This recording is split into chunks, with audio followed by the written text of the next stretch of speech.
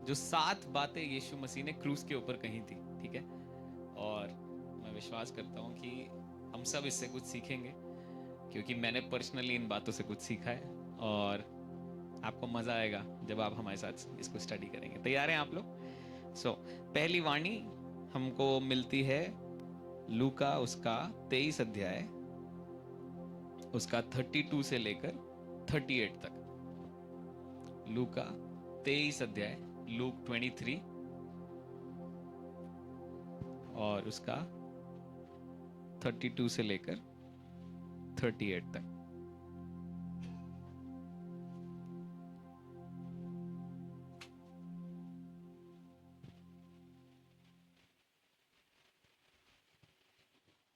मिल गया आप सबको?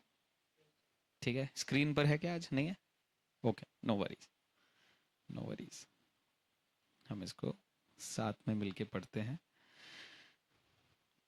मैं इंग्लिश बाइबल में पढ़ूंगा, ठीक है। आप लोग हिंदी बाइबल में पढ़ सकते हैं। ओके, जिन लोगों को मिल गया प्रेज द लॉर्ड बोल के बता सकते हैं मुझे। ओके,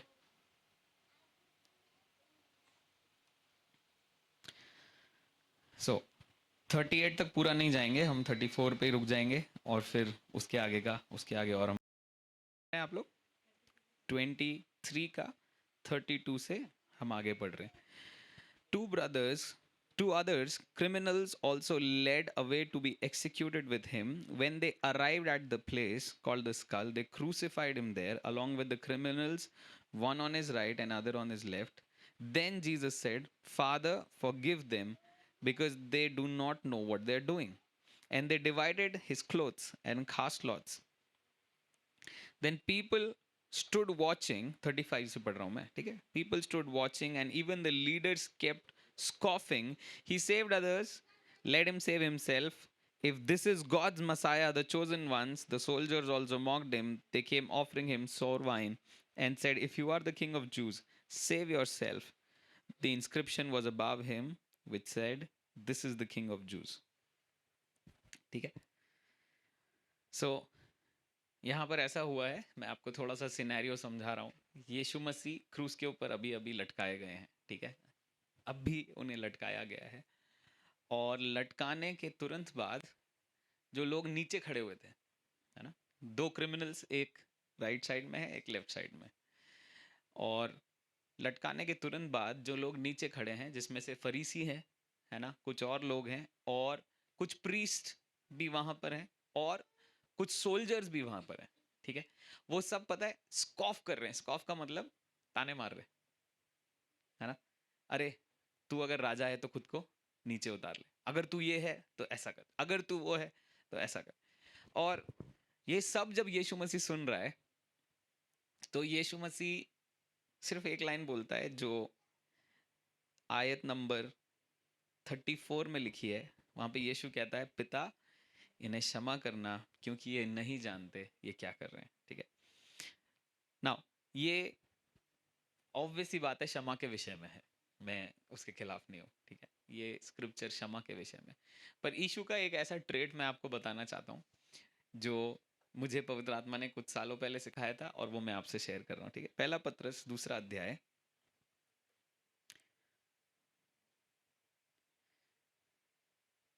उसका 21 से लेकर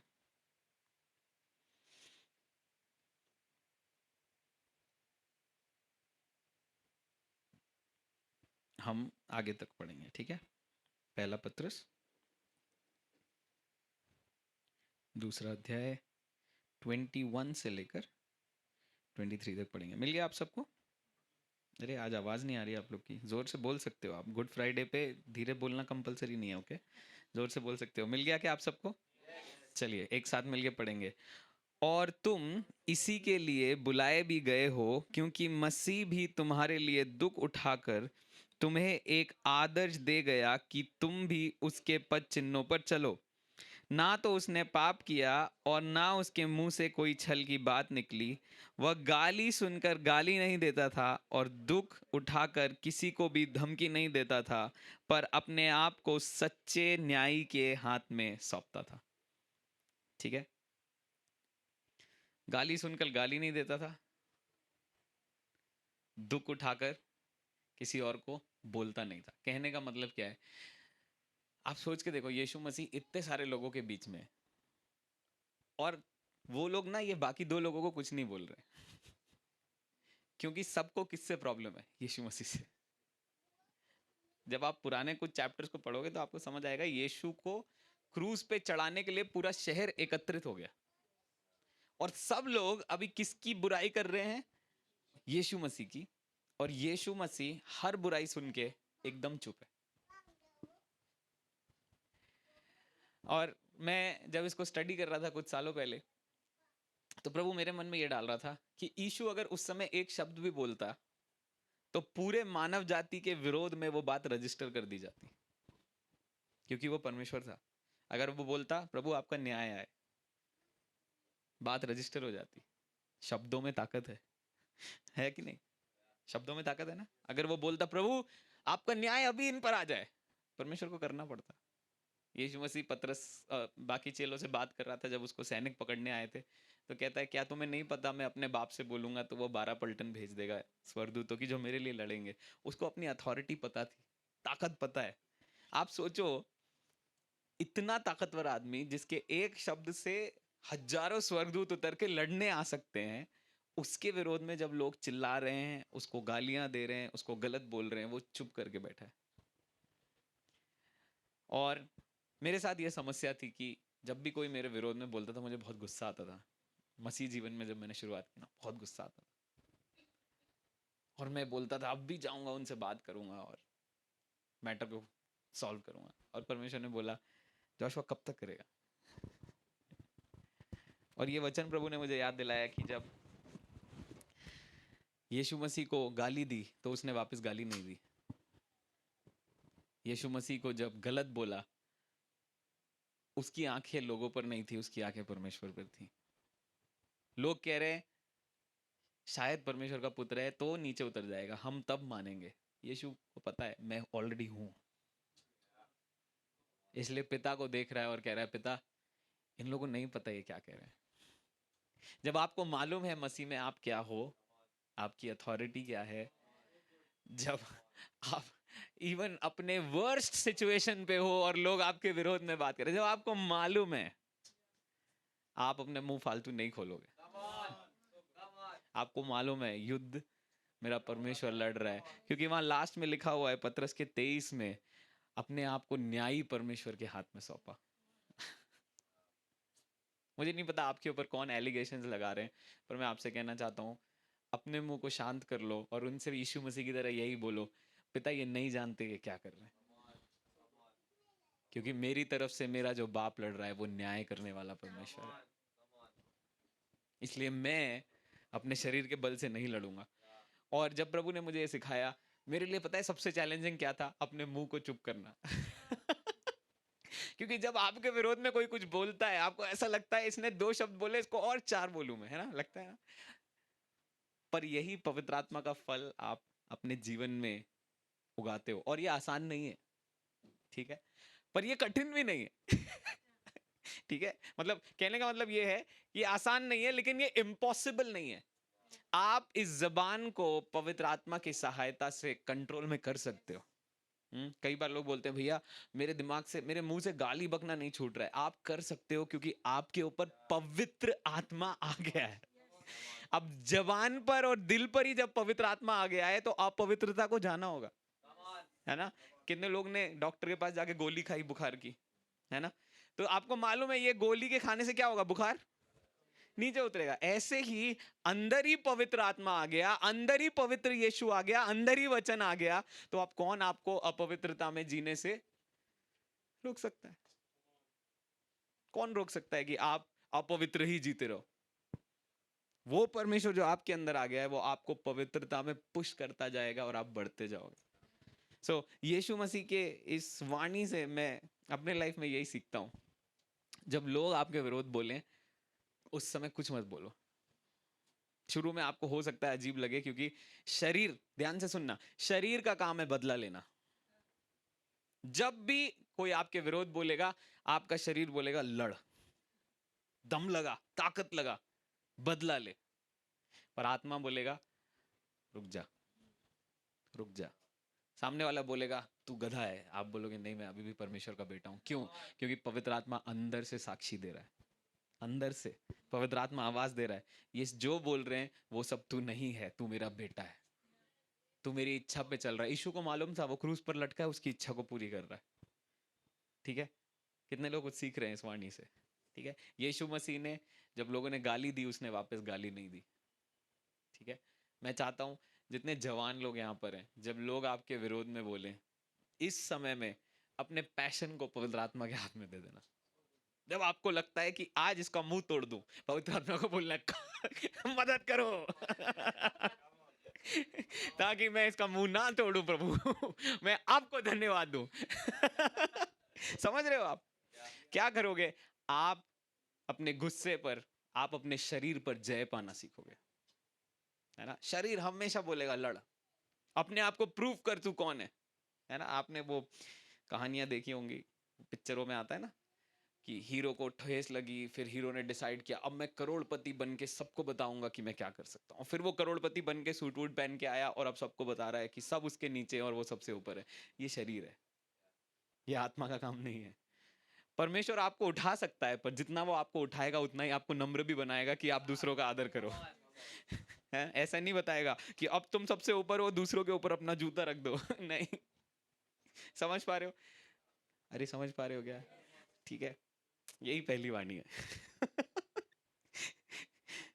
एक बार मुझे एक फोन आया, इसी वाणी से रिलेटेड है। एक बार मुझे एक फोन आया, जिनको मैंने डिसाइपल किया था, जिनको मैंने प्रभु में लाया था, मैं उस समय यूएस में था, और फोन पे सामने वाला मुझे बोल रहा है भैया आप परमेश्वर के मार्ग से भटक चुके हो। मैंने बोला अच्छा, और भैया आप एंटी क्राइस्ट हो गए हो। मैंने बोला अच्छा, और और भैया आप ऐसे हो गए हो, आप ऐसे हो गए हो, आप ये हो गए हो, आप पहले ऐसे नहीं थे, अब आप ये हो गए हो, वो हो गया, वो हो गया। और सामने वाला एलिगेशन लगाया जा रहा है, लगाया जा रहा है, लगाया जा रहा है। मैं फोन पे सुन रहा हूँ सब कुछ, और ये वही इंसान है जिसको 6-7 महीने पहले, 1 साल पहले मैं प्रभु में लेके आया हूँ। और मैं बहुत दुखी हुआ। मैं बोला प्रभु मुझे क्या करना चाहिए, मैं इसको क्या जवाब दूं, क्या एक्सप्लेनेशन दूं? प्रभु बोला कुछ एक्सप्लेनेशन मत, कुछ एक्सप्लेनेशन मत। मेरा दिल ना तब भी दुखी था। तो मैं यूएस में जब था, मैं अपने पास्टर के पास गया और मैंने उनसे बोला पास्टर ऐसा ऐसा, मेरे जिनको मैंने डिसाइपल किया प्रभु में, वो मुझे फ़ोन करके ऐसा ऐसा बोल रहे हैं। मेरा पास्टर कहता है वचन में लिखा है जब वो मेरे नाम से तुम्हें सताएं तो आनंद मनाना। कहता है जोशुआ आज तुम आनंद मनाओ, आज पार्टी करो, बर्गर खाओ, क्योंकि वो परमेश्वर के कारण तुम्हें सता रहे हैं। और थोड़े दिन बाद, लिटरली बता रहा हूँ, थोड़े दिन बाद उस व्यक्ति को जो एलिगेशन लगा रहे थे, उनको मैंने परमेश्वर से बहुत दूर जाते हुए देखा। और मैं समझ गया, 6 महीने 7 महीने बाद मैं समझ गया ये एलिगेशन परमेश्वर की ओर से नहीं थे। लेकिन उस समय अगर मैं लड़ने बैठ जाता, मैं अपनी बहुत सारी ताकत गवा बैठता। लेकिन चुप होकर मसीह को जब आप काम करने दोगे, वो आपको लोगों के सामने प्रूफ करेगा ये मेरा बेटा है। देखो यीशु मसीह को अपने आप को प्रूफ नहीं करना पड़ा। जब वो जिंदा होकर लोगों को दिखाई देने लगा ना, तो फरीसी लोग पैसे बांट रहे थे कि भाई मत बताना कि वो जिंदा हो गया। पैसे बांट रहे हैं, मत बताना। तुम गार्ड थे, सिक्योरिटी गार्ड थे, मत बताना कि वो जिंदा हो गया, नहीं तो लोग उस पर यकीन करने लगेंगे। यीशु को प्रूफ नहीं करना पड़ा, क्योंकि वो जानता था वो कौन है, और इसलिए उसने उनको क्षमा किया। ठीक है, एक और चीज बोल रहा हूँ। ठीक है, कई बार मैं बहुत सारे लोगों से मिलता हूँ, कई बार लोग बोलते हैं भैया ऐसा ऐसा तो है भैया, उस व्यक्ति ने को हमने क्षमा किया है, लेकिन उनकी एक बात हमारे दिमाग से नहीं जा रही है ना? ये लेकिन वाले लोग कई बार मुझे मिलते हैं भैया 3 साल पहले उन्होंने ऐसा किया था। अगर 3 साल से आप वो बात याद करके चल रहे हो, मतलब अभी तक आपने क्षमा को समझा नहीं है पूरी तरीके से, है ना? मुंह से माफ करना एक बात है, भुलाकर सामने वाले को फिर गले लगाना दूसरी बात है। यीशु मसीह ने इन लोगों को क्रूस पर माफ किया, पर जब यीशु मसीह वापस पृथ्वी पर आया, उसने चेलों को वापस फरीसियों के पास भेजा, एक बार और इनको गॉस्पेल पहुंचने दो, एक बार और इनको मौका दो ये प्रभु के पास आए। हम कई बार लोग हमको हर्ट कर देते हैं, हम उनको माफ नहीं करना चाहते क्योंकि हम खुद हर्ट हैं। हमको लग रहा है हमने माफ कर दिया, पर एक्चुअल में हमने नहीं किया। कैसे पता चलेगा आपने सच में किसी को माफ किया है? जब उस व्यक्ति के सामने आप खड़े होगे, आपका हृदय परमेश्वर धो चुका होगा और अब आपके मन में उसके लिए गुस्सा नहीं है, लेकिन परमेश्वर के प्रेम से आप तड़प रहे हो कि अगर ये यही करता रहा तो ये बहुत जल्दी नरक के दरवाजे चला जाएगा, पिता इसके जीवन में काम करना। कंपैशनेट हार्ट एक्टिवेट हो जाता है। समझ पा रहे हो? चलो, ये थी पहली वाणी। सीख रहे हो आप कुछ? दूसरी वाणी, लूका 23 अध्याय,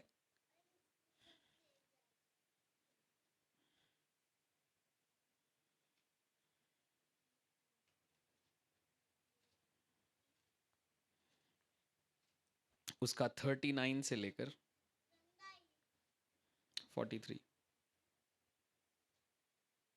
ठीक है, एक पल के लिए अपनी आंखों को बंद करो और प्रभु से बोलो, पवित्र आत्मा मुझे सेल्फ कंट्रोल का कैरेक्टर मेरे अंदर, फल मेरे अंदर डेवलप करिए।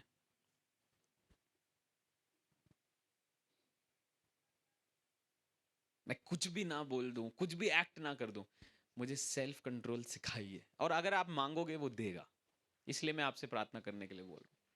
अगर आप में से कोई ऐसा है जो बार बार छोटी छोटी बातों पे हर्ट हो जाता है और फिर आप लड़ने पहुंच जाते हो, मैं कह रहा हूं आपको सेल्फ कंट्रोल चाहिए ही चाहिए।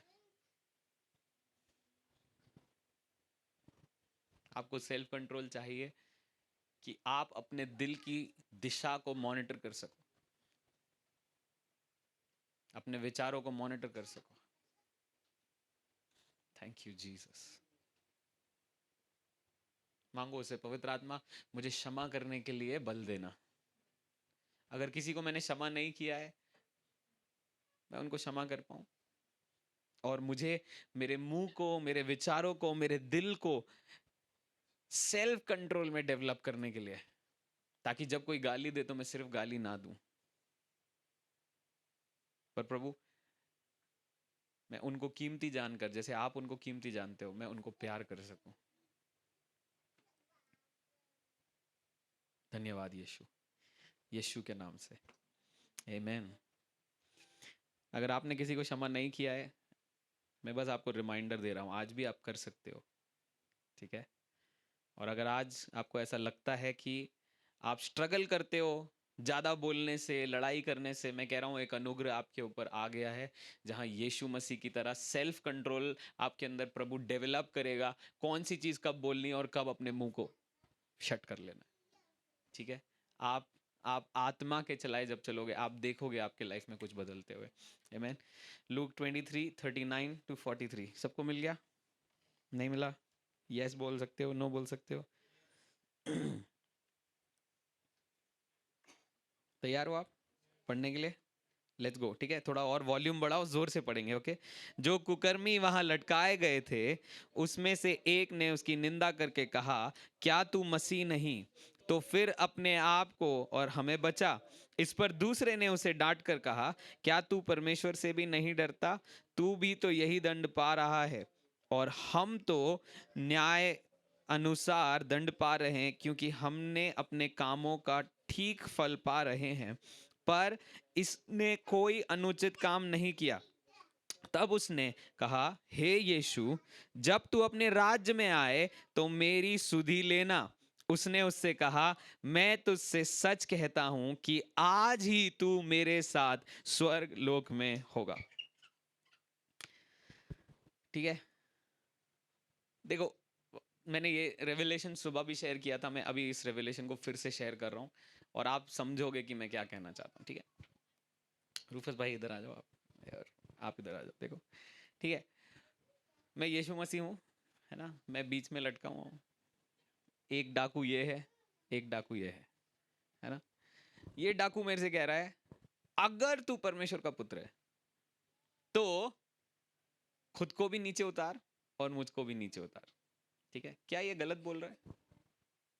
अगर आप क्रूस पे यीशु मसीह के बाजू में लटके होगे तो आप क्या बोलोगे? रूफस डाकू बोल रहे हैं, आप भी क्या बोलोगे? यही बोलोगे कि यार मुझे नीचे जाना है। कौन मरना चाहता है? नहीं मरना चाहते ना, आप भी यही बोलोगे। पर दूसरी जगह एक और डाकू है, वो कह रहा है यीशु, मैं तो अपने पाप की और अपनी गलतियों के कारण यहाँ लटका हुआ हूं, आपने कोई गलती नहीं करी, आप में कोई पाप नहीं है, आप जब अपने राज्य में आओ मुझे याद करना। यीशु मसीह ने पहले वाले को टोटली इग्नोर किया, पर दूसरे वाले को तुरंत बोला आज ही तू मेरे साथ स्वर्गलोक में होगा। कभी आपने सोचा ऐसा क्यों? दोनों यीशु से बात कर रहे थे ना, फिर एक को इग्नोर क्यों किया? चलो मैं आपकी थोड़ी आंखें खोलता हूं, ठीक है, थोड़ी अंडरस्टैंडिंग खोलता हूं। ये कह रहा था अगर तू परमेश्वर का पुत्र है तो, क्वेश्चन मार्क। शैतान जब यीशु के पास आया था उसने क्या बोला था?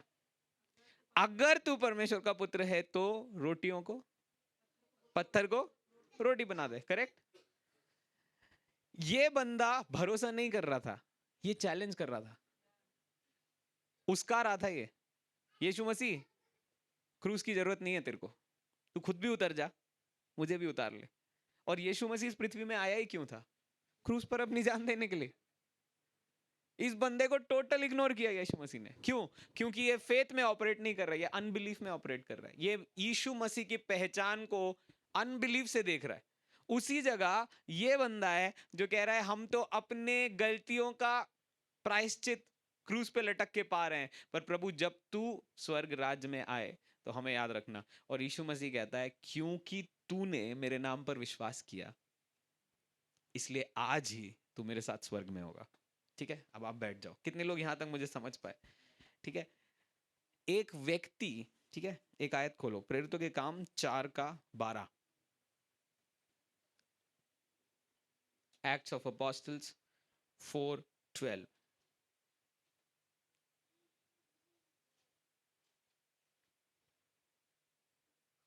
क्या लिखा है वहां पे? ठीक है, मिल गया आप सबको? ठीक है, प्रेरितों के काम 4:12, और मैं चाहता हूं आप लोग इसको जोर से पढ़ोगे। ठीक है, तैयार हो पढ़ने के लिए? रेडी, 1 2 3 गो। हम्म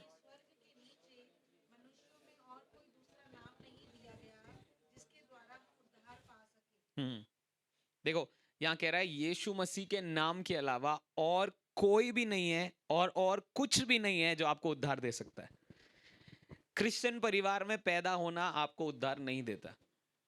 ठीक है, मोक्ष, जोशुआ, प्रिंस नाम होना आपको उद्धार नहीं देता।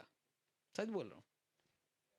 आपके मम्मी पापा को सैल्वेशन मिल गया, आपको नहीं मिला, उद्धार नहीं आया।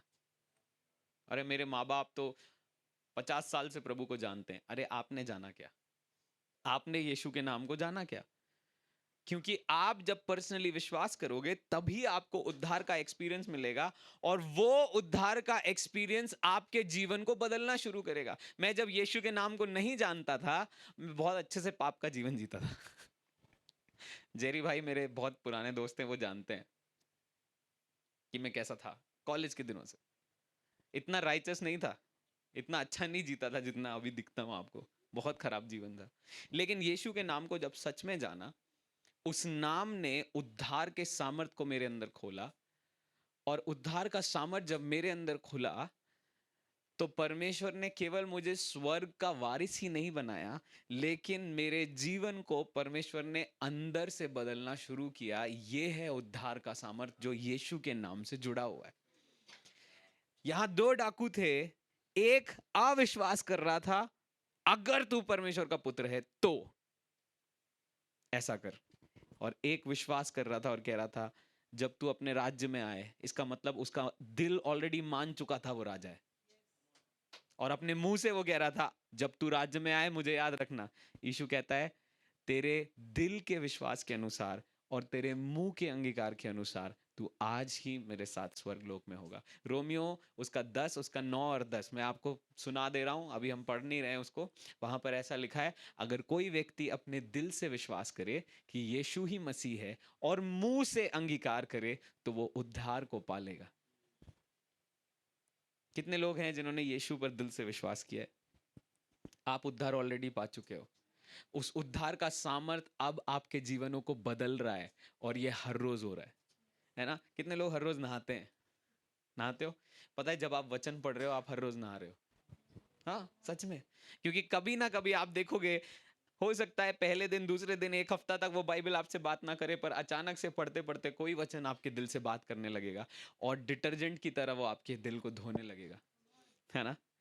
आप प्रतिदिन प्रभु में बढ़ रहे हो। कम ऑन, मेरे साथ बोलो, मैं प्रतिदिन यीशु में वचन के साथ, पवित्र आत्मा के साथ बढ़ता जा रहा हूं। एक और बार, मैं, पड़ोसी से हाथ मिलाओ और बोलो, मैं प्रतिदिन यीशु मसीह में बढ़ता जा रहा हूं और कुछ भी मुझे रोक नहीं सकता। आमेन, आमेन। सो सेकंड वाणी में यीशु मसीह ने इस बात को प्रूव कर दिया कि हम सब यीशु पर विश्वास करने के द्वारा इटर्नल लाइफ के वारिस हो चुके हैं। आमेन। नाउ अब एक सवाल और कई लोग मुझसे पूछते हैं, वो सवाल मैंने सुबह डिस्कस नहीं किया था, आपसे डिस्कस कर रहा हूं। भैया, इस बंदे ने तो बैप्टिज्म नहीं लिया था, ये स्वर्ग कैसे गया, है ना? नाउ उस बंदे की कंडीशन देखो, उसको क्रूज पे बैप्टिज्म कैसे देते आप? क्रूज पे लटका है वो। यीशु के नाम पर विश्वास करने से आपको उद्धार प्राप्त हो जाता है। तो फिर भैया बैप्टिज्म क्या है? बैप्टिज्म जैसे प्रभु भोज एक विधि है, वैसे ही बैप्टिज्म एक विधि है जो हमारे लिए यीशु मसीह के अंदर दी गई है। जैसे यीशु ने यूहन्ना से बपतिस्मा दिया, हमारे बपतिस्मा लेने का अर्थ है कि जैसे यीशु मारा गया, गाड़ा गया और जी उठा, हमारा पानी के अंदर जाना दिखाता है हम मर रहे हैं पुराने जीवन के लिए, और जब हम बाहर आ रहे हैं हम नए जीवन के लिए जाग उठ रहे हैं। तो बैप्टिज्म एक कवनेंट है आपके और परमेश्वर के बीच में। हाँ, इस बंदे ने नहीं लिया, पर एक बंदे ने नहीं लिया इसका मतलब ये नहीं है कि आप भी ना लो। जितने लोगों ने इस कलीसिया में बपतिस्मा नहीं लिया है, बॉस तैयार हो जाओ, बैप्टिज्म लो। समझ रहे हो?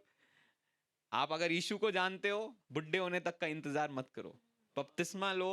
वो एक कवनेंट है परमेश्वर के साथ कि मैं जब इस पानी में जा रहा हूं, यीशु की तरह मैं पुराने जीवन के लिए मर रहा हूं, नए जीवन के लिए मैं ऊपर आ रहा हूं, और नए जीवन में आप ये कह रहे हो प्रोक्लेम करके, अब ये जीवन अब से लेकर मरते दम तक परमेश्वर का है।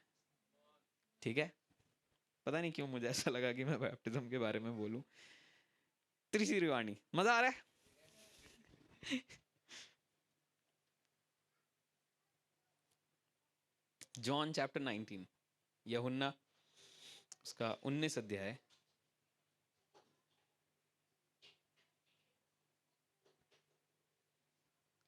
और उसका 25 से 27। ठीक है? तैयार हो आप पढ़ने के लिए?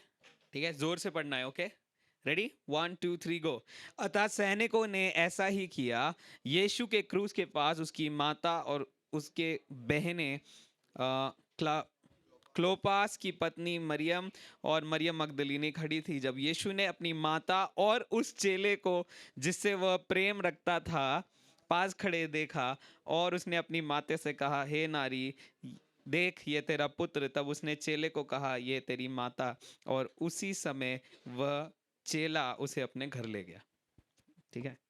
एक इंटरेस्टिंग बात बताऊं, इसके पहले की वाणी पे बात करूं। यूहन्ना लिख रहा है, किसकी किताब पढ़ रहे हैं हम? यूहन्ना। कौन से चेले को यीशु ने बुलाया था मरियम के पास? यूहन्ना। ये अपने ही बारे में क्या लिख रहा है? वह चेला जिससे यीशु प्रेम रखता था। अरे मानो तो नहीं समझे आप लोग। मान लो जोशुआ पगारे एक किताब लिख रहे हैं और उस किताब में लिख रहे हैं कि मोक्ष भी वहां खड़ा था, प्रिंस भी वहां खड़ा था, जेरी भी वहां खड़ा था, लेकिन सबसे प्रिय चेला जोशुआ पगारे वहां खड़ा था। मेरी किताब है ना, है कि नहीं? मेरी किताब में मैं अपना इंट्रोडक्शन दे रहा हूं कि सबसे प्रिय चेला जोशुआ पगारे। यूहन्ना भी यही कह रहा है। नाउ इंटरेस्टिंगली, मैं यूहन्ना के पास आपको ज्यादा नहीं लेके जाऊंगा, मैं यीशु से आपको ज्यादा बातचीत करूंगा। ठीक है? जॉन का 13वां चैप्टर खोलो आप, 13th चैप्टर, 1-3। यूहन्ना 13 अध्याय और उसका 1 और 2 आयत। तैयार हो पढ़ने के लिए? चलो 1 2 3 गो। फसह के पर्व से पहले जब यीशु ने जान लिया कि मेरी वह घड़ी आ पहुंची है कि जगत छोड़कर पिता के पास जाऊं, तो अपने लोगों से जो जगत में थे जैसा प्रेम वह रखता था, अंत तक वैसा ही प्रेम रखता रहा। यीशु मसीह कुछ लोगों से बहुत प्यार करता था, उसके चेलों की बात हो रही है ना?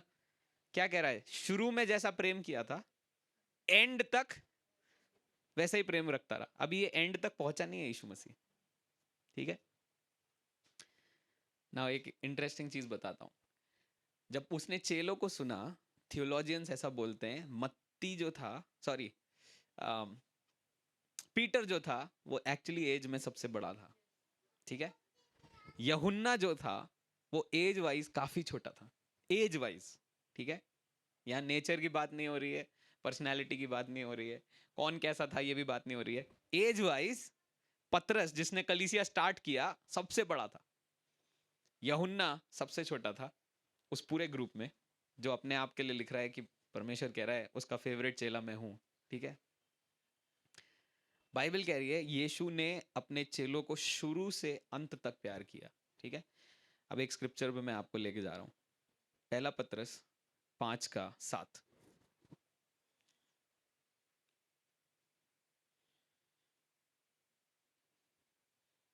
पहला पतरस 5:7, देखो वहां पे क्या लिखा है। बहुत छोटी सी आयत है।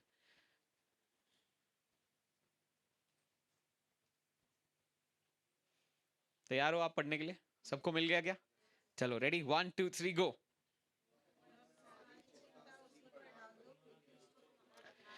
एक बात बताओ, आप जिसको प्यार करते हो, क्या आप उसका ध्यान रखते हो? हाँ या नहीं? जिसको आप पसंद करते हो, आप उसका ध्यान रखते हो? यीशु मसीह क्रूज पर लटका हुआ है, 5 6 लोग उसके सामने खड़े हुए हैं। एक को बुलाता है जो उसकी माँ है, दूसरे को बुलाता है उसका चेला है। माँ को बोलता है तेरा बेटा खोने वाला है जो कि मैं हूं, तुझे दर्द होगा। यीशु मसीह को ध्यान है। सबसे यंग चेले को बुलाता है, क्योंकि इस चेले ने अपनी किताब में लिखा है कि मैं उसके छाती पे सर रख के सोता हूं। मैं इसको बाप का प्यार देता था, भाई का प्यार देता था, अब इसको कौन प्यार देगा? उस ध्यान में यीशु इनके रिश्ते को जोड़ रहा है, कह रहा है अब ये तेरी माता है, और माता से कह रहा है अब ये तेरा पुत्र है। अगर यीशु इतने दर्द में अपने प्रियों का ख्याल रखता है जिनसे वो प्यार करता है, क्या यीशु मसीह आपका ख्याल नहीं रखेगा जिनसे वो बहुत ही ज्यादा प्यार करता है?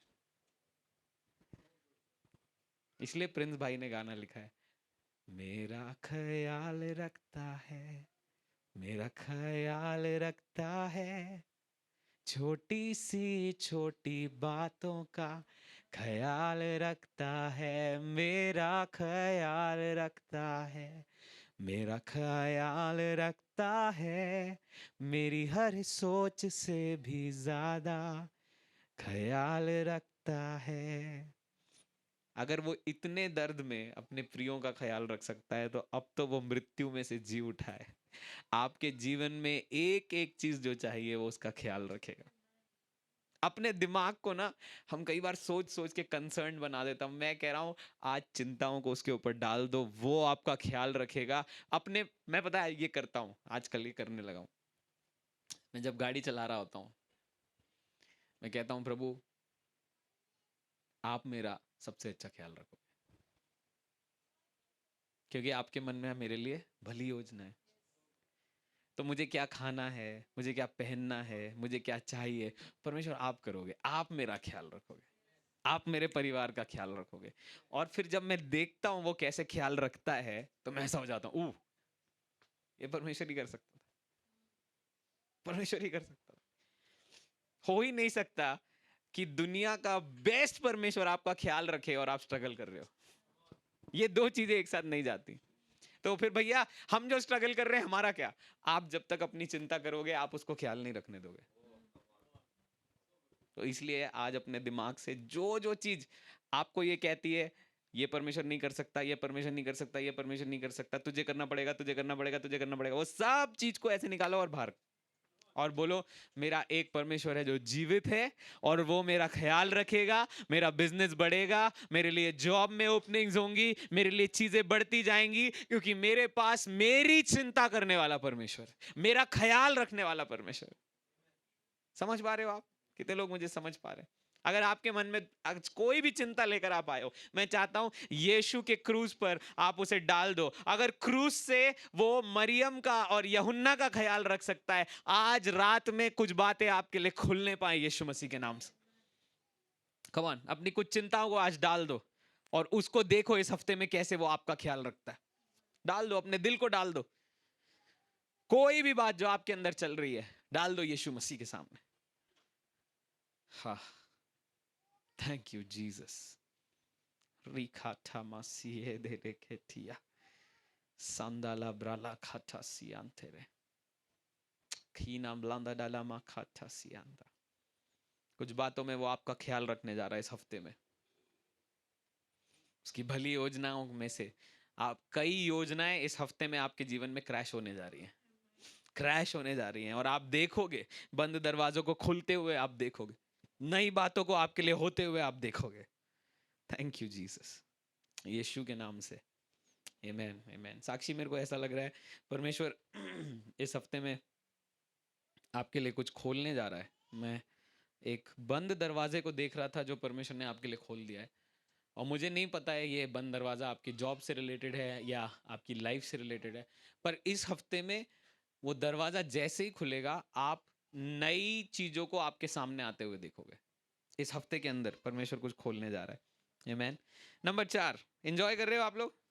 ओके, थोड़ा जल्दी जाएंगे, ठीक है। नंबर 4, मत्ती उसका 27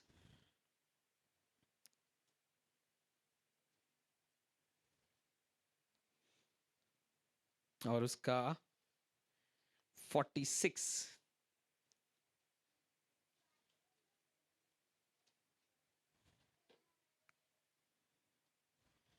ठीक है, 45 से अपन पढ़ेंगे 46 तक।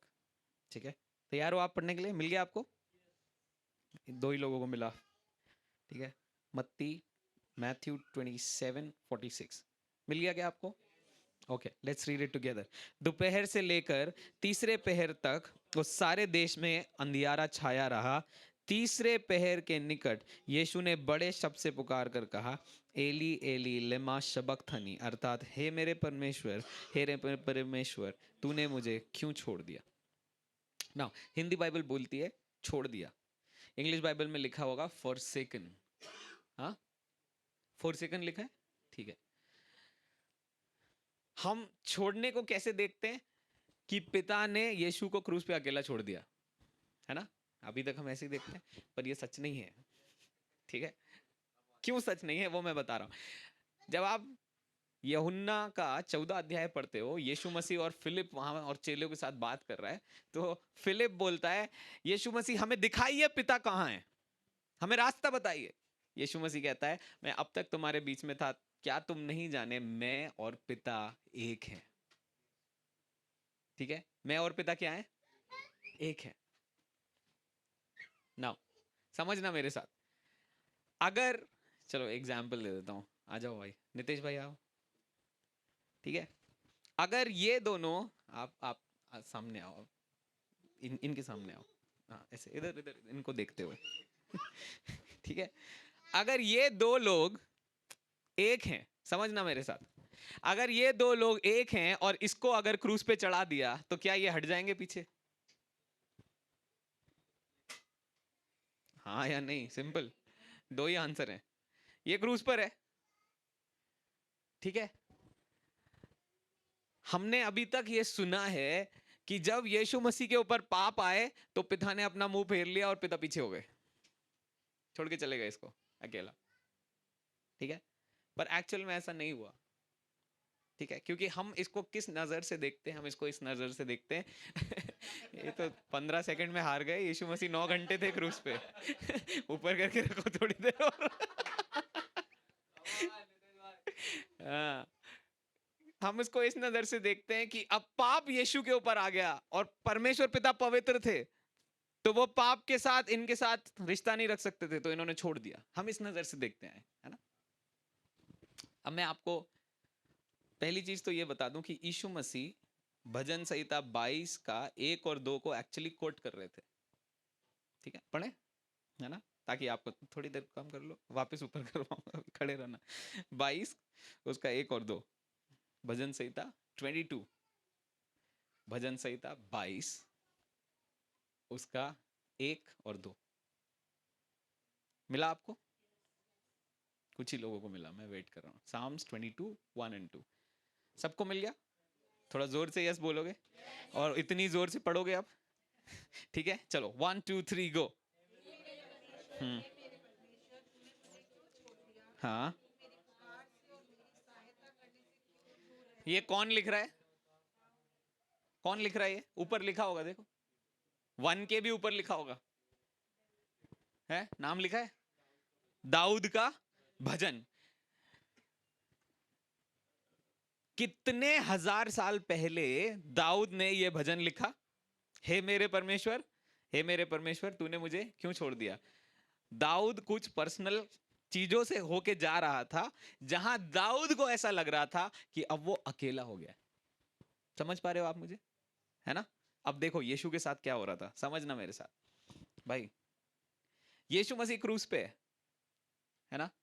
और यशायाह की किताब 53 अध्याय जब आप पढ़ोगे 53, तो वहां पर ऐसा लिखा है कि पिता ने दुनिया के सारे पापों का बोझ इसके ऊपर डाल दिया। डालता गया, डालता गया, डालता गया, और अब पहली बार यीशु का शरीर कैंसर की बीमारी को महसूस कर पा रहा है। अभी तक नहीं कर पा रहा था, अभी बीमारियां इस पे डाल दी गई, पाप इस पे डाल दिया गया।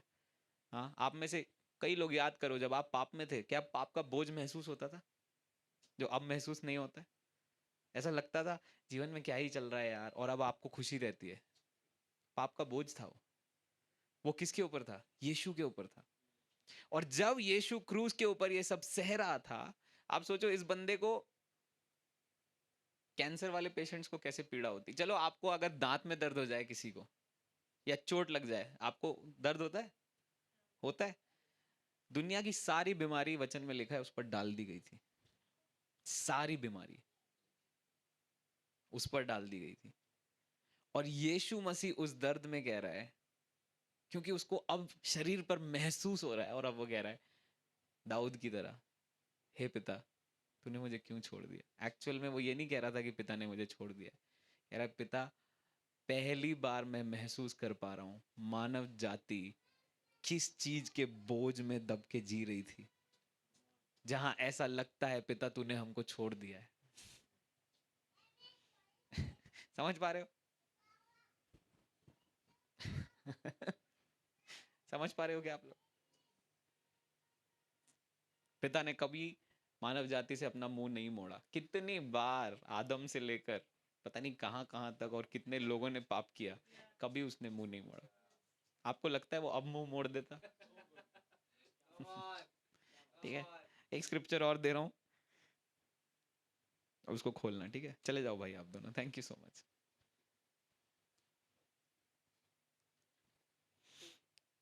सेकेंड कुरिन्थियंस 5 का 18 एंड 19। आज सुबह इस वचन को जब मैं स्टडी कर रहा था, इसके आगे मैं स्टडी नहीं कर पा रहा था। मैं बोला प्रभु 3 वानियां और हैं प्रभु। प्रभु कह रहा है अभी बस तू वेट कर, इस वचन को एंजॉय कर। और लिटरली इस वचन को मैं एंजॉय कर रहा था। पढ़ोगे आप लोग एक साथ? दूसरा कुरिन्थियों 5 का 18 और 19 सबको मिला है ना? ठीक है, जोर से पढ़ोगे क्या? चलो रेडी, 1 2 3 गो।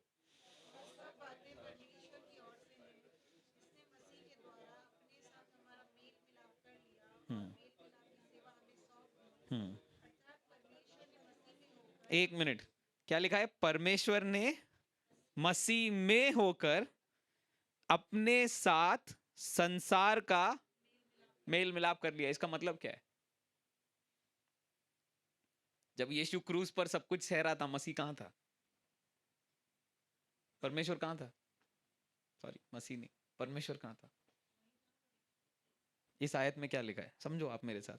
अर्थात परमेश्वर ने यीशु मसीह में होकर अपने साथ संसार का,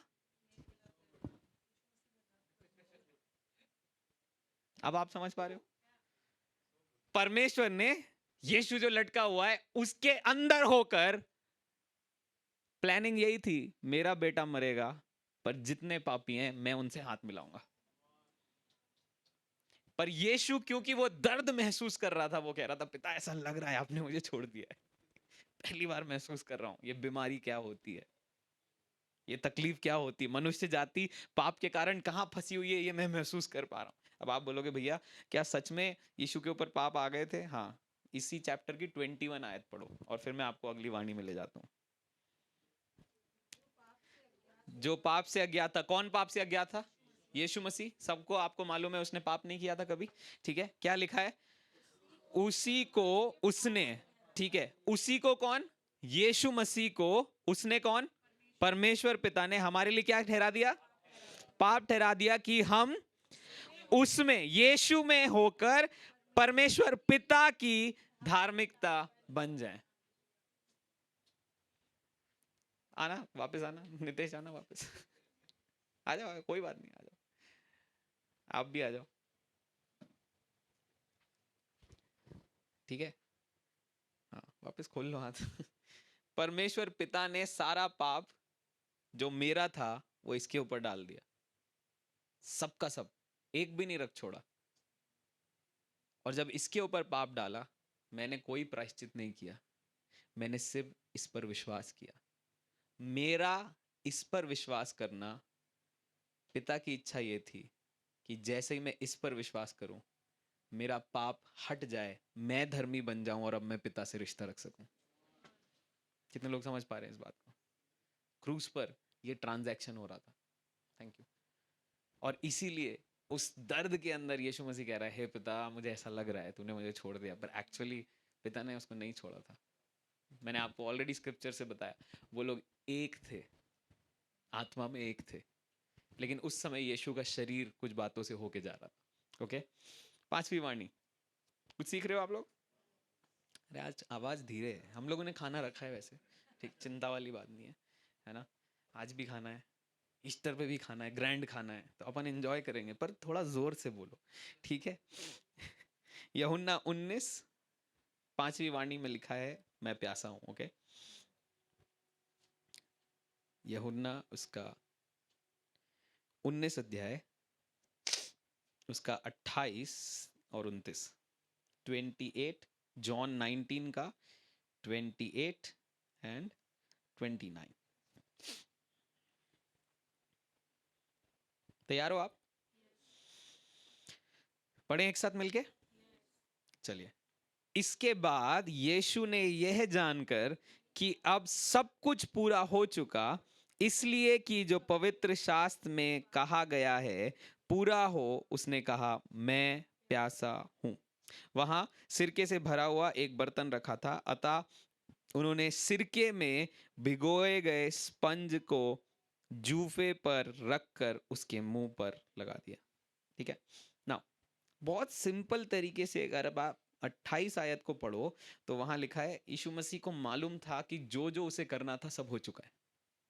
ठीक है, उसको पता था जो जो करना है सब पूरा हो चुका है, लेकिन कुछ एक बात पूरी नहीं हुई थी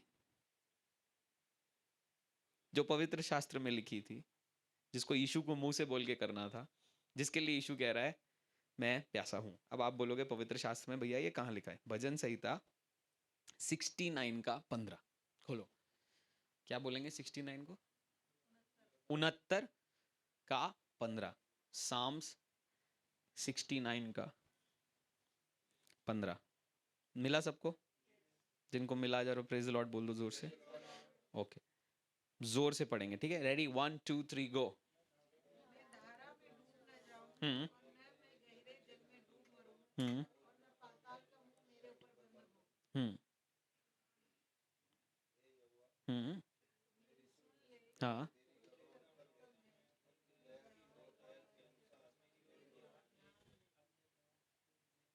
हाँ, यही वाला सेक्शन पढ़ो पढ़ो पढ़ो।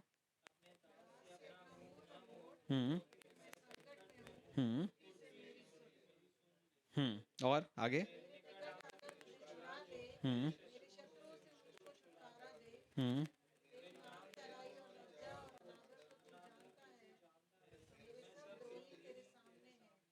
ओके, हाँ जाने दो और जाने दो। हम्म हम्म हम्म हम्म हम्म ठीक है, हाँ नेक्स्ट। हम्म आप देखो 15 से आप देखोगे तो मैं जो बोल रहा था, मैं दुख में डूबा हुआ हूँ, गहरे जल में डूबा हुआ हूँ, यहोवा तू मेरी सुन ले। ठीक है, दाऊद एक्चुअली एक प्रोफेटिक डिक्लेरेशन दे रहा था। पुराने नियम की बात है ये। दाऊद प्रोफेटिक डिक्लेरेशन दे रहा है, जब मसीहा आएगा तो जब वो हमारे पापों का बोझ लेगा वो क्या एक्सपीरियंस करेगा। दाऊद ये अपने एक्सपीरियंस से प्रोफेटिकली, है ना, मतलब भविष्य में क्या होने वाला है दाऊद उस समय बता रहा है। ठीक है, और आप जब 21 आयत तक पहुंचते हो तो दाऊद एग्जैक्टली उस चीज को बोलता है, लोगों ने मेरे खाने के लिए इंद्रियान दिया और मेरी प्यास बुझाने के लिए मुझे सिरका पिलाया। ठीक है, अब वापस आओ आप यूहन्ना, जहां पर हम थे सब लोग, है ना, यूहन्ना 19 और उसका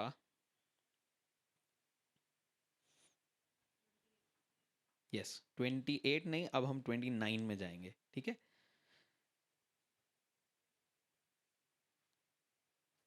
ठीक है, 28 में ऑलरेडी यीशु ने कह दिया कि मैं प्यासा हूं। ठीक है, अब देखो 29 में क्या हुआ है, वहां सिरके से भरा हुआ एक बर्तन रखा था, अतः उन्होंने, उन्होंने कौन, सैनिकों ने जो वहां पर थे, उन्होंने सिरके में एक स्पंज, स्पंज होता है सबको मालूम है, स्पंज को डुबाया।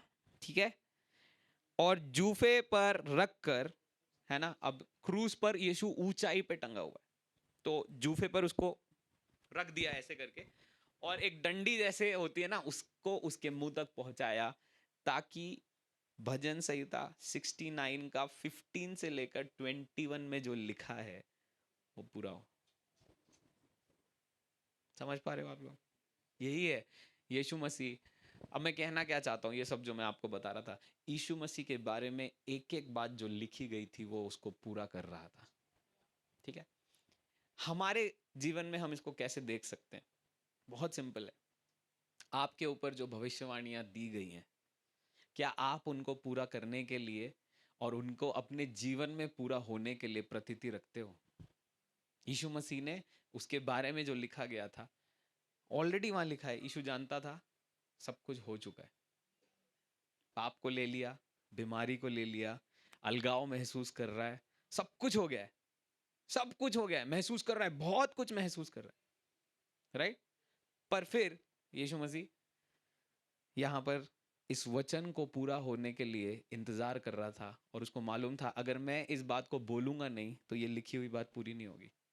तो यीशु ने क्या किया, बोला। आपके जीवन में जो प्रोफेसीज हुई हैं, क्या आप उनको बोल रहे हो? सच बता रहा हूं, परमेश्वर कह रहा है मैं तुझे धनी बनाऊं, मैं तुझे जॉब दूंगा, और आप कह रहे हो पता नहीं यार जीवन तो चल रहा है। ना ना ना ना ना, शब्दों को बदलो, शब्दों को बदलो। समझ पा रहे हो मेरे को? हम्म परमेश्वर कह रहा है मैं तुझे आशीषित करूंगा, आप कह रहे हो पता नहीं आशीषें आएंगे कि नहीं आएंगी। शब्दों को बदलो। यीशु ने क्रूज पर उस दर्द के बीच में भी लिखी हुई बात को याद किया। आपको जो प्रोफेटिक वर्ड्स बोले गए, आपको जो परमेश्वर ने पर्सनल प्रॉमिस दिए, उन प्रॉमिस को पकड़ लो और उनको बार बार बोलो जब तक वो पूर्ण होना दिखाई ना देने लग जाए। भैया कब तक बोलें, कितने दिन तक बोलें, जब तक ना दिखने लग जाए। सिंपल, एक बीज अंदर डालोगे, कितने दिन तक उसको पानी दोगे? जब तक मर नहीं जाएगा बॉस। उगेगा तब भी पानी डालोगे, फल देगा और ज्यादा पानी डालोगे, खाने मिल रहा है, बड़ा होगा और पानी डालोगे, अब एक की जगह 4 फल लगेंगे। जब तक वो पौधा मरेगा नहीं आप पानी डालते रहोगे, क्योंकि आपको उससे कुछ मिल रहा है। ऐसे ही आप आत्मा में अपने मुंह से बीजों को बोलना शुरू करो और ध्यान से उस पर पानी डालना शुरू करो। आप देखोगे जो बातें आपकी लाइफ में नहीं हो रही हैं वो आप होते हुए देखोगे। मैं और मुस्कान इस हफ्ते, पास्टर मुस्कान इस हफ्ते बात कर रहे थे गाड़ी में कि प्रिंस ने हमारे ऊपर एक भविष्यवाणी का वचन दिया था कि हमें साउथ इंडिया जाना है, और उसने प्रोफेसी में एग्जैक्टली बताया था जॉन नाम का एक व्यक्ति होगा जो आपको साउथ इंडिया इनवाइट करेगा। ठीक है, लिटरली जॉन इमैनुअल करनाल वाले पास्टर, उनसे मैं मिला, उन्होंने हमें साउथ इंडिया बुलाया। और क्योंकि हम उन्हीं दिनों में शिफ्ट हुए थे, हम फाइनेंसेस में बहुत सारी चीजें देख रहे थे, तो हम नहीं जा पाए। और हम दोनों बात कर रहे थे, यार वो भविष्यवाणी परमेश्वर ने दी थी लेकिन हमने उसको पूरा होते हुए नहीं देखा। और मैं कह रहा था, हाँ यार, उस समय बहुत कुछ चल रहा था। अगर हम अपने मुंह से बोलते कि प्रभु ऑलरेडी आपने 6 महीने पहले बोल दिया है, आप रास्ता खोलोगे, परमेश्वर रास्ता खोलता, पर हमने भरोसा नहीं किया।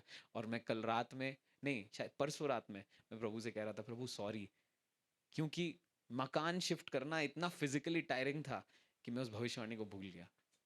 दुनिया में इतना मत शरीर को तोड़ देना कि जो उसने वाचाई की है वो भूल जाओ। मैं सीखा उस एपिसोड से, है ना। जब भी समय मिलता है, कार चलाते समय, प्रार्थना करते समय, कहीं जा रहे हो अकेले, भविष्यवाणियों को अपने कान में लगाओ, उनको चलने दो और फिर उनको अपने मुंह से बोलो, प्रभु ने 6 महीने पहले बोला है वो करेगा, 1 साल पहले बोला है वो करेगा। प्रभु मैं विश्वास कर रहा हूँ इस पृथ्वी पर मेरे लिए जो तूने बोला है वो पूरा होगा। और मैं बता रहा हूँ, जो आप विश्वास कर रहे हो वो बातें आपके लिए खुलती चली जाएंगी, खुलती चली जाएंगी, खुलती चली जाएंगी, खुलती चली जाएंगी। पौलुस तिमुथियुस को बोल रहा है कि विश्वास में अच्छी कुश्ती लड़ना। आप जो देखना चाहते हो, कुछ बातें आसानी से हो जाएंगी, कुछ बातों के लिए विश्वास की कुश्ती लड़नी पड़ेगी। हुँ? कैसे पता चलेगा विश्वास की कुश्ती लड़ना है?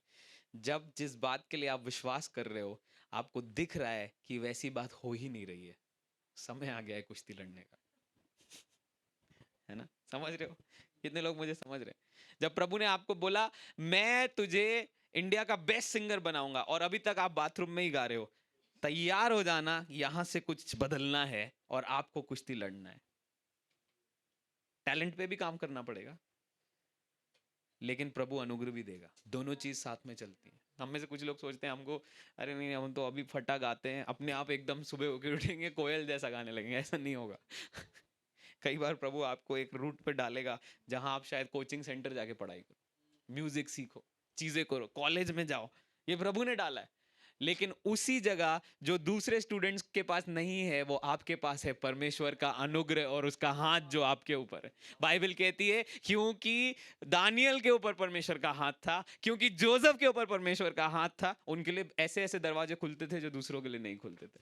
मैं आज घोषणा कर रहा हूं और भविष्यवाणी कर रहा हूं, जो लोग विश्वास कर रहे हैं उनके लिए ऐसे दरवाजे खुलेंगे जो आपने अभी तक सोचे नहीं है, क्योंकि आपका परमेश्वर आपके साथ खड़ा हुआ है। आप बिजनेस में हो, आप पढ़ाई में हो, आप जिस भी फील्ड में हो, परमेश्वर दूर नहीं है, वो आपके साथ है और वो आपको विजय देने के लिए तैयार है। समझ पा रहे हो आप लोग? देखो हम वाणियां स्टडी कर रहे हैं, ठीक है। छठवीं वाणी छठवीं वाणी हमें मिलेगी यूहन्ना 19 का 30, अगली आयत। मजा आ रहा है क्या? ये मेरी फेवरेट वाणी है, पता है, क्योंकि इस वाणी पे मैंने, ये एक दो शब्दों पे ना मैंने लगभग लगभग 1.5 महीना इंतजार किया कि प्रभु मुझे रेवलेशन दो। मुझे पता ही नहीं था इट इज फिनिश, फिनिश हुआ क्या है भाई। यीशु मसीह ने क्या फिनिश किया है मुझे नहीं पता था, सच बता रहा हूँ। एज अ पास्टर बहुत सालों तक मुझे नहीं पता था। जब 1.5 महीने तक इसको लेके हर रोज बोलता था प्रभु रेवलेशन दो, प्रभु रेवलेशन दो, फाइनली जब रेवलेशन मिला, मैं पहली बार शेयर कर रहा हूँ, अभी तक मैंने ये चर्च में भी शेयर नहीं किया है, जबकि बहुत समय से मेरे पास लिखा रखा है, पर आज मैं शेयर कर रहा हूँ कि क्या क्या परमेश्वर ने फिनिश कर दिया। तैयार हो आप? पहली चीज जो परमेश्वर ने, यीशु मसीह ने फिनिश करी, ठीक है, हम पढ़ लेते हैं 30 को। आप सब 30 में हो, 19 के 30 में पढ़ें एक बार जोर से। जब यीशु ने वह सिरका लिया तो कहा पूरा हुआ, और सिर झुकाकर प्राण त्याग दिए। ठीक है, प्राण त्यागने के पहले उसने एक और चीज बोली थी जो यहां नहीं लिखी है, जो 7वीं वाणी है, मैं वहां पर आपको लेके जाऊंगा। पर यूहन्ना की किताब के अनुसार ये उसने लास्ट चीज बोली। ठीक है, एक रेस करने वाला, है ना, जो रेस करता है ट्रैक पे, अगर वो रेस कर रहा है, वो पूरा हुआ कब बोलेगा? चाहे जीते या ना जीते, फिनिश लाइन पे जब पार कर लेगा तभी जाके अपना दौड़ना वो रोकेगा। करेक्ट?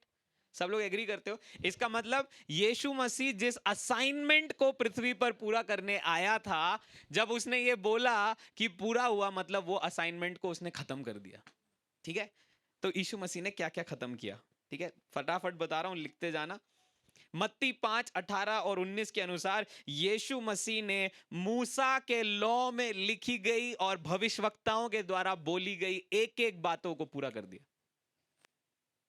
ठीक है? अगर यही मैं आपको अभी एक ही आयत समझाने बैठ जाऊं, मेरे को आराम से 45 मिनट से ज्यादा लग जाएगा। मूसा के लॉ के अनुसार एक मेमना मारा जाता था जो लोगों के पापों की प्रायश्चित के लिए था। यीशु मसीह ने खुद को मेमना बना दिया। सिर्फ एग्जाम्पल दे रहा हूं। उसने खुद को मेमना बनाकर सलीब पर टांग दिया ताकि लोगों को प्रायश्चित मिल सके, लोगों को माफी मिल सके। ठीक है? दूसरी चीज, ठीक है, ये वाला तो अब पढ़ेंगे अपन। ठीक है, ये मेरा पर्सनल फेवरेट है। तैयार हो आप? इब्रानियों 2:14 से 16 क्या क्या पूरा किया उसने? पहली चीज, उसने लॉ एंड प्रॉफिट्स को पूरा किया। दूसरी चीज, इब्रानियों उसका दूसरा अध्याय, उसका 14 से लेकर 16 तक हम पढ़ेंगे। मिला क्या? ओके, पढ़ें एक साथ। इसीलिए जबकि लड़के मांस और लहू के भागी हैं, तो वह आप भी उनके समान उनका सहभागी हो गया, ताकि मृत्यु के द्वारा उससे, जिसे मृत्यु पर शक्ति मिली थी, अर्थात शैतान को निकम्मा कर दे, और जितने मृत्यु के भय के मारे जीवन भर दासत्व में फंसे थे उन्हें छुड़ा ले। सुनो, जब आदम ने पाप किया, मैं बहुत कट शॉर्ट करके बता रहा हूं ताकि आपको मैं जिस्ट दे सकूं। आदम ने पाप किया, आदम को कभी मरने के लिए नहीं बनाया था परमेश्वर। परमेश्वर चाहता था सदा के लिए इससे संगति करूं, इटरनल लाइफ दी थी उसको।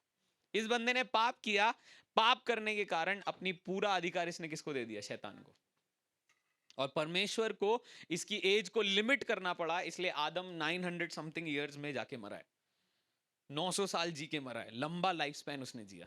पर शैतान ने, आप समय अनुसार देखोगे, आदम 900 साल समथिंग जिया, फिर लोग कम होते गए, कम होते गए, कम होते गए, कम होते गए। अभी के दुनिया में आप देखोगे 70-80, ज्यादा ज्यादा 90-100, उसके ऊपर लोग नहीं जा रहे।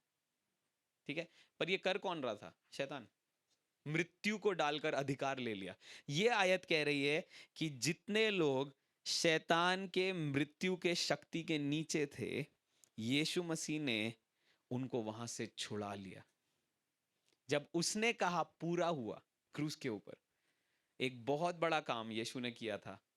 शैतान के पास जो मृत्यु की ताकत थी, यीशु ने उसको छीना, और तीसरे दिन जब यीशु जी उठा, यीशु ने प्रूव करके बता दिया, जैसे मैं जीवित हूं, अब तुम भी मरोगे नहीं, तुम जीवित रहोगे। कितने लोग समझ पा रहे हैं मुझे? ठीक है ना? पर्सनल फेवरेट है ये मेरा। कुलसियों 2, इसका भी 14 है। यीशु ने और क्या क्या किया? ठीक है, कुलसियों उसका 2, 14 और 15 पढ़े एक साथ। किस किस को मिल गया? प्रेज द लॉर्ड बोल दोगे जिनको मिल गया? ओके, चलो, रेडी, 1 2 3 गो। और विधियों का वो लेख जो हमारे नाम पर हमारे विरोध में था, मिटा डाला, और क्रूस पर कीलों से जड़कर सामने से हटा दिया। आपके विरोध में जो शैतान ने लिखा था, ये पापी है, ये ऐसा है, ये झूठा है, यीशु मसीह ने क्रूस पर क्या किया? क्या किया उसने? जोर से बोलो। हटा दिया। यहां तक बातें रुकी नहीं। 15 की पहला शब्द क्या कह रहा है?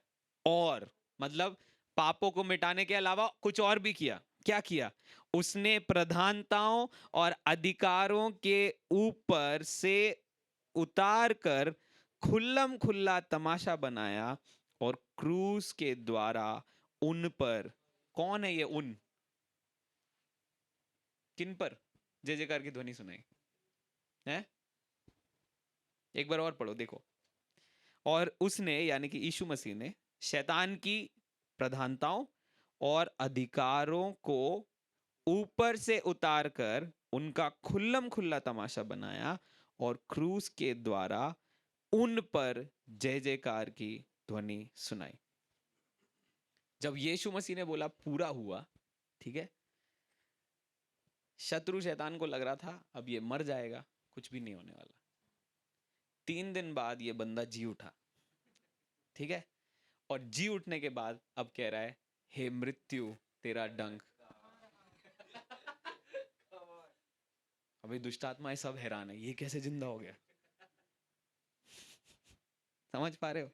इट इज फिनिश्ड के पीछे बहुत कुछ था। ठीक है, लास्ट चीज इस वाली वाणी में, लास्ट चीज यूहन्ना 10 का 18 और 19 से पढ़ नहीं रहा हूं मैं, मुंह से बोल के बता दूंगा क्योंकि फिर लास्ट वाणी पे हम जाएंगे। ठीक है, तैयार हो आप? जॉन 10 उसका 18-19 में ऐसा लिखा हुआ है कि मनुष्य के पुत्र को अधिकार है कि वो अपना जीवन खुद दे रहा है ताकि मनुष्य का पुत्र मारा जाए, ताकि और लोग जब उस पर विश्वास करें तो वो जीवित हो जाए। ठीक है, यीशु मसीह इस पृथ्वी पर क्रूस को सहने के लिए आया था, ये उसका प्लान पिता की ओर से उसको दिया गया था। और यीशु मसीह ने हर वो चीज करी जो पिता ने उसको पृथ्वी पे करने बोला था। शादी में गया, पानी को दाखरस बना दिया, अंधे को देखा, चंगाई दे दी, लाजरस मरा हुआ था, जिला दिया, करता गया करता गया करता गया, इतना करता गया कि एक समय आया फरीसियों को डर लगने लगा कि जिस तरीके से ये चिन्ह चमत्कार कर रहा है हमें इसको मरवा देना चाहिए, नहीं तो ये हमसे भी ज्यादा प्रसिद्ध हो जाएगा। उनने परफेक्ट प्लान बनाया, यीशु को क्रूस पे लटका दिया, पर उनको पता नहीं था पिता की तो इच्छा यही थी कि वो अपने बेटे को उस क्रूस पर जाने दे। और यीशु कह रहा है मैं तो आया ही इसलिए था कि अपना जीवन दूं। जब उसने बोला पूरा हुआ, यीशु ने बोला पिता सारा काम जो तूने मुझे करने भेजा था मैंने कर दिया, फिनिश कर दिया मैंने। आप देखो, अगर मान लो आज बिशप साहब भी हमारे बीच में, एक बार जोरदार तालियां बिशप साहब के लिए। he is the father of our house Bethel Church of Nations के को पायनीर करने वाले वो हैं। और आप मॉर्निंग ब्रांच में आओगे तो आप देखोगे कैसे वो प्रचार करते हैं। मैंने उनको पूछा आज आप बोलोगे एक वाणी, वो कहते नहीं मैं थक गया हूँ। मैं नहीं बोल रहा हूँ, तुम बोलो। तो बिशप साहब अगर मुझे कोई काम दें, ठीक है, तो मैं उस काम को करूंगा और कॉल करके उनको वापस क्या बताऊंगा, आपने जो काम करने बोला था वो पूरा हो गया। यीशु मसीह जब क्रूस पर था उसने एक एक बात जो लिखी हुई थी उसको पूरा किया। और फिर जब स्वर्ग को देख रहा था, पिता से कह रहा था जो जो तूने करने भेजा था सब कर दिया है, पूरी हो गई तेरी इच्छा। ये है ये वाणी। समझ पाए कुछ आप? लास्ट वाणी लूका 23:46। लूक 23:46।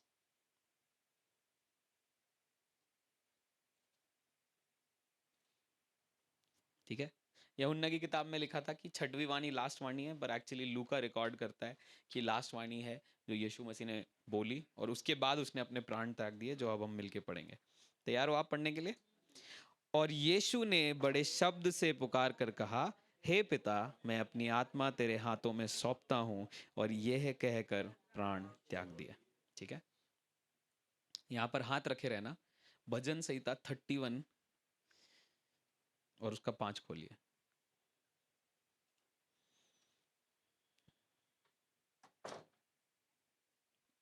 भजन संहिता 31 उसका 5 मिल गया? एक साथ पढ़े। देखिए यहाँ पे क्या लिखा है, मैं अपनी आत्मा को तेरे हाथ में सौंप देता हूँ, हे यहोवा, हे सत्यवादी ईश्वर, तूने मुझे मोल लेकर मुक्त किया है। भजन संहिता में ऑलरेडी ये एक प्रार्थना तरीके की एक प्रार्थना थी जो यहूदी लोग को सिखाई गई थी। अगर कोई यहूदी ऐसे संकट में फंस जाए जहां उसको लग रहा है कि अब उसका प्राण जाने वाला है, तो वो ये चीज बोलता था, परमेश्वर यहोवा, क्योंकि तू मेरी सुधि लेने वाला सच्चा परमेश्वर है, मैं अपनी आत्मा तेरे हाथ में दे रहा हूं। और यीशु मसीह ने क्रूस पर यही किया। बहुत सिंपली यीशु मसीह ने क्रूस पर यही किया। जब उसको पता था मैंने अपना काम पूरा कर दिया, मैंने पापों का लेखा कर दिया खत्म, शैतान को हरा दिया, उसकी सेनाओं को हरा दिया, लोगों को माफ कर दिया, पिता को लोगों से जोड़ दिया। अब सबसे आखिरी में यीशु मसीह कह रहा है, पिता अब मेरी जो आत्मा है अब वो तेरे हाथों में। ठीक है, फिलिपियों 2:9, ये आज रात की हमारी लास्ट आयत होगी। ओके, फिलिपियों 2:9।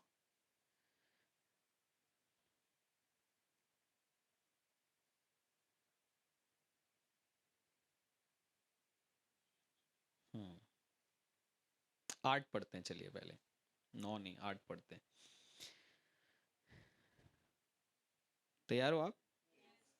और मनुष्य के रूप में प्रकट होकर अपने आप को दीन किया और यहाँ तक आज्ञाकारी रहा कि मृत्यु, हाँ क्रूस की मृत्यु को भी सह लिया। यीशु मसीह का ओबीडियंस का एक नेचर मैं इस जगह देखता हूँ। काम पूरा कर दिया है ना, पापों का प्रायश्चित कर दिया, जो जो बातें क्रूस पर बोलनी थी सब कुछ कर दी। लास्ट में फिर क्या कह रहा है, पिता अभी मैं आपका हूं। समझ रहे हो आप मान लो हम में से कुछ लोग, मान लो बिशप साहब ने हमको बोला या मान लो मोक्ष भाई ने हमको बोला यार यहाँ झाड़ू लगानी है, हम सब ने झाड़ू लगाई, उसके बाद हम तो अपने रास्ते चले जाते हैं। अब मोक्ष भाई से सीधे संडे को मिलेंगे, करेक्ट है ना, क्योंकि मोक्ष भाई ने क्लीनिंग का रिस्पॉन्सिबिलिटी लिया हुआ है। पर यीशु मसीह इतना आज्ञाकारी था, काम हो गया, उसके बाद वापस मोक्ष भाई के पास जा रहा है और कह रहा है, मोक्ष भाई काम तो हो गया है, पर क्या आपके साथ अभी भी मैं रह सकता हूँ? हर चीज जो पिता ने बोली थी यीशु ने पूरी कर दी। आत्मा बची है बस, क्योंकि शरीर, आप, मैं स्टडी कर रहा था, लगभग लगभग यीशु मसीह 9 घंटे क्रूस पे था। नितेश तो अभी 30 सेकंड के लिए हाथ ऊपर किया था ना, देखा था ना आपने इसको हाथ ऊपर करते हुए। 9 घंटे जब कोई व्यक्ति, आना नितेश फिर से, 9 घंटे जब कोई व्यक्ति, इस साइड आ जाओ इस बार, कोई दिक्कत नहीं, हाथ ऊपर करो। 9 घंटे जब कोई व्यक्ति जब लटका रहता है, हाथ एक्चुअली ऐसा रहता है, ठीक है, इसको यहाँ कुछ फील हो रहा है, कुछ समय बाद ये हड्डी, यहाँ की हड्डी, यहाँ की हड्डी, ये बोलने लग जाती है। यीशु की हड्डी डिसलोकेट नहीं हुई, पर फिजिकल पेन बता रहा हूं मैं आपको, क्योंकि गर्दन आप कब तक ऐसी रखोगे ना क्रूस से टिका के, यहां इतना खिंचाव है क्योंकि ये तो कीलो से बंधा हुआ है, ताकत नहीं ले सकता। यहां इतना प्रेशर है कि ये पूरा लटक रहा है, और ये दो पैरों पर भी जोर नहीं है, ये पैर ऐसे हैं, नितेश तो अभी सीधा खड़ा है, ये पैर ऐसे हैं दोनों। हाँ करके देखो, एक्सपीरियंस तो नहीं होगा पर करके देखो। हाँ ऐसे ही कर रहा है, ठीक है। इन दोनों पे कीलें मार दी गई हैं, एक घुटना जो है टेढ़ा है, एक घुटना सीधा है, बल नहीं ले सकता इस पे, एक्चुअली यहां से लटक रहा है। इतने 9 घंटे लटकने के बाद जब उसका शरीर खत्म होने की अवस्था में आ गया, यीशु मसीह कह रहा है, पिता अब जो बचा है वो भी तेरा है। ये है परमेश्वर का प्रेम पिता के प्रति। प्रभु जो बचा है, आत्मा बची है, वो भी तेरे हाथ में वापस दे रहा हूं। और ईस्टर पे ये बात आपको बताऊंगा खुल के स्क्रिप्चर्स के साथ, कि जब उसने अपनी आत्मा दे दी, संडे के दिन सुबह पवित्र आत्मा आया और यीशु के मरे हुए शरीर में जो कब्र में था, उसमें नई जान डालकर उस शरीर को खड़ा कर दिया। क्योंकि ये फिलिपियो 2:8 और 9 कहता है, क्योंकि ये अंत तक विश्वास योग्य रहा, अंत तक ये आज्ञा मानता रहा। थैंक यू चर्च, छोटी छोटी बातों पे आज्ञा मानना छोड़ना नहीं। हम्म सच बता रहा हूँ, कई बार लोग कहते हैं अरे भैया ऐसा नहीं हो रहा है, अब हम नहीं मानेंगे वचन को, ऐसा मत करना। हमारा एग्जाम्पल जो है ना वो जोशुआ पगारे नहीं है, हमारा एग्जाम्पल यीशु मसीह है, जिसके लिए लिखा है मृत्यु तक आज्ञा मानी। पर भैया हमें तो लगता नहीं है कि हमें ऐसा करना चाहिए, आपके लगने से नहीं होता, आपके सामने जो एग्जाम्पल है उसको फॉलो करो। समझ पा रहे हो मुझे? यीशु मसीह मेरा भी एग्जाम्पल है, आपका भी एग्जाम्पल है। जरूर मैं आपको वचन सिखा रहा हूं, पर मेरा खुद का एग्जाम्पल यीशु मसीह है। और कई बार मुझे ऐसा लगता है अंदर से, शायद मैं उसके जैसा नहीं बन पा रहा हूँ। वापस बोलता हूँ, पिता मुझे यीशु जैसा बनाओ, मेरे जीवन को यीशु जैसा बनाओ। और यीशु काम करना शुरू करता है, वचन से मुझे बात करना शुरू करता है, पवित्र आत्मा मेरे मन में कुछ बताना शुरू करता है।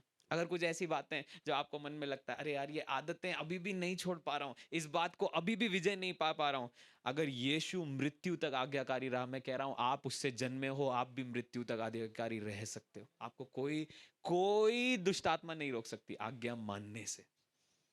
बस आपके दिल को निर्धारित कर लेने दो। अगर मुझे दर्द भी होगा तो भी मैं बना रहूंगा। जब परमेश्वर ने हम लोग को फास्टिंग करने बोला जनवरी में, तो प्रभु ने हमारे मन में डाला कि सिर्फ सूप पिएंगे दिन में, हम दोनों हस्बैंड वाइफ। तो पूरे दिन में हम सिर्फ एक बाउल सूप पीते थे, बस एक कटोरा सूप पीते थे। कई बार पेट में ऐसा लगता था कि इसको निकाल के मैं अलग कर दूं, जलन मचती थी। और अंदर जलन जब मचती है ना, अब पता नहीं आप लोग को होता है कि नहीं, अंदर जलन मचती है तो ऐसा लगता है ओह, पर अंदर पवित्र आत्मा बोलता था जो प्रतिज्ञा तूने किया है आज्ञा मानने में बना रहे, आज्ञा मानने में बना रहे। समझ पा रहे हो आप लोग? कई बार आपका शरीर आपको बोलेगा भाई भाई रुक जा, मेरे से नहीं हो पा रहा है पर आप बोलना नहीं, मैंने जो परमेश्वर के साथ वाचा बांध दी है, मैं उसको आज्ञा मानूंगा और मैं उसको पूरा करूंगा, है ना? शरीर हमेशा आपको बोलेगा मत करिए। वचन में साफ लिखा है शरीर आत्मा के विरोध काम करता है। शरीर बोलेगा मत कर, तू मर जाएगा। उसे बोलना मैं नहीं मरूंगा, परमेश्वर का वचन मुझे जीवन देगा। आपको अपने शरीर को समझाना पड़ता है कई बार, है ना? छोटे बच्चों को समझाते हैं ना, बेटा अभी चॉकलेट नहीं भी खाओगे तो भी आप जिंदा रहोगे बेटा, आप दलिया पे भी जिंदा रह सकते हो ठीक है एक बार परमेश्वर ने मेरे से बोला था डैनियल फास्टिंग करो। डैनियल फास्टिंग में नॉनवेज तो छोड़ो, परमेश्वर ने मुझे बोला तड़का भी मत खाना। और मैंने अपनी जिंदगी में ऐसा खाना नहीं खाया, मैं तो मसालेदार खाना खाता हूँ। अब आप सोचो, उबली दाल उबला चावल, सब्जी में भी तेल का तड़का नहीं। 21 दिन तक जब वो उपवास किया, मुझे ऐसा लग रहा था अब कोई तो मुझे बटर चिकन खिला दे क्योंकि अंदर से मेरा सब कुछ कह रहा है कि तेरे को वो चाहिए, और मैं अपने आप को कह रहा हूं मुझे वो नहीं चाहिए। मैं उसकी आज्ञा मानूंगा, वो मेरे लिए ज्यादा इंपॉर्टेंट है। समझ पा रहे हो आप लोग? सो यीशु हमारा एग्जाम्पल है। अगर वो मृत्यु तक आज्ञा माना, हम भी आज्ञा मान सकते हैं। हमारे लिए इम्पॉसिबल नहीं है ना? यूहन्ना कहता है उसकी आज्ञा मानना कठिन नहीं है ना? कठिन नहीं है उसकी आज्ञा मानना, बस अपने दिल को लगा लो। चलो आंखों को बंद करेंगे और मैं चाहूंगा बिशप साहब आएंगे और हम सबके लिए प्रार्थना करेंगे, और उसके बाद अनाउंसमेंट्स के लिए आई थिंक मोक्ष भाई कहाँ हैं? मोक्ष भाई आएंगे या? आइए हम सब खड़े हो जाएं। Thank you Jesus. प्रभु पर ध्यान करें एक सेकंड के लिए उस क्रूस की ओर, जहां प्रभु ने हमारे लिए अपने आप को देकर उद्धार की शक्ति को हमारे लिए खोल दिया। प्रभु हम आपका धन्यवाद करते हैं पिता। अब्बा पिता यहोवा, आपने अपने पुत्र यीशु को हमारे लिए दिया। यीशु जी हम आपका धन्यवाद करते हैं, पिता की आज्ञा के अनुसार आपने हम मनुष्यों के लिए अपने आप को मृत्यु तक सौंप दिया। और धन्यवाद देते हैं यीशु जी आपका इसलिए भी कि आपने जी उठकर महिमा तक पहुंचकर पवित्र आत्मा हमें दिया, जिससे आज हम आप तक बड़े आसानी से आपके वचन के जरिए से पहुंच सकते। आज के आपके वचन के प्रकाशन के लिए और खुलासे के लिए हम आपको धन्यवाद देते हैं। आपके वचन में लिखा है कि तेरे वचन के खुलने से हे पिता प्रकाश होता है, और ये प्रकाश हमारे लिए उस रोशनी के समान है जहां अंधकार मिट जाता है, हमारे मन से अंधकार चला जाता है और हमें रास्ता साफ साफ दिखाई देता है। आपकी दिव्य इच्छा हमें समझ में आती है कि आप हमसे क्या चाहते हो। हर एक मनों को खोल दें और आपका प्रकाश हर एक मनों में आपके वचन का आने पाए, बंदिशें टूटने पाए, हर एक बंधन टूटने पाए, हर एक श्राप टूटने पाए, हर एक कमजोरियां टूटने पाए। शैतान जो कुछ लाया है यीशु के नाम से उसको आपने निकम्मा कर दिया है, डिस्क्वालीफाई कर दिया है। हमारे ऊपर अब शैतान का अधिकार नहीं है, लेकिन हमारे शरीरों पर पवित्र आत्मा का यीशु नाम से अधिकार है। और पवित्र आत्मा आपका कब्जा हमारे ऊपर होने के लिए आज की रात में हम प्रार्थना करते हैं। प्रभु, ये जो गुड फ्राइडे का त्योहार हम मना रहे हैं, पर्व मना रहे हैं, आप परमेश्वर का मेमना बन गए। और प्रभु, आप ये चाहते हैं कि हम भी प्रभु इस पृथ्वी पर रहते हुए रोमियो 12:1 के अनुसार अपने शरीर को जीवित, पवित्र और भावता हुआ बलिदान करके आपको चढ़ा दें। ये आपके लिए एक आत्मिक आराधना है प्रभु, और हमारे मन का नवीनीकरण हो, जिससे कि हम आपकी भली भांति सिद्ध इच्छा को अनुभव से मालूम करें और अपने आप को विश्वास के नाप में, परिमाण में प्रभु ढालते चले जाएं, जहां हमारे अंदर सुबुद्धि आ सके सोचने के लिए कि हम आपके द्वारा क्या क्या प्राप्त किए हैं। पिता धन्यवाद, जितने लोग आए और आज संगति को हासिल किया है, ऐसे ही वापस ना जाने पाए, लेकिन आज की रात में आपका पवित्र आत्मा सोने पर या जागने पर या प्रभु प्रार्थना करने पर या बैठने पर प्रभु प्रत्येक से बात करने पाए, और क्रूस की वो सामर्थ हमारे अंदर काम करने पाए। जैसे क्रूस की सामर्थ पौलुस के अंदर काम करी और उसने क्रूस से संबंधित बहुत सारी बातों को अपनी पत्रियों में लिखा है, ऐसा एक प्रकाशन हमारे हृदयों में भी चमकने दे क्रूस का प्रभु, ताकि में से कई लोग कविताएं लिख सके, गीत लिख सके और प्रभु बाइबल की आयतें कोट कर सके। और वो प्रकाशन प्रभु हमें इस बात के लिए तैयार करे कि मेरा घमंड करना केवल क्रूस है, और हम अपने आप के लिए मरना सीखें और यीशु के लिए जीना सीखें। यही प्रार्थना है प्रभु। चर्च को ब्लेस करें, नए लोगों को जोड़ते जाएं, पुराने जितने लोग हैं सबको ब्लेस करें। पासबान यहाँ के जो हैं उनका परिवार और प्रभु जो टीम है ब्लेस करें।